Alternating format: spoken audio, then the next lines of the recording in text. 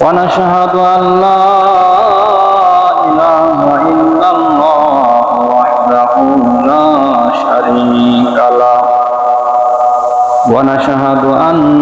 سيدنا وسندنا وحبيبنا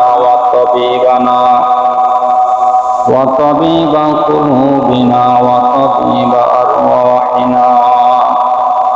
ومرشدنا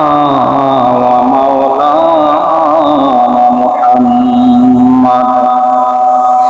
صلى الله تعالى عليه وسلم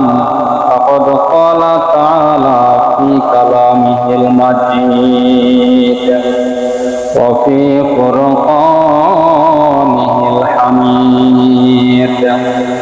فأعوذ بالله من الشيطان الرجيم بسم الله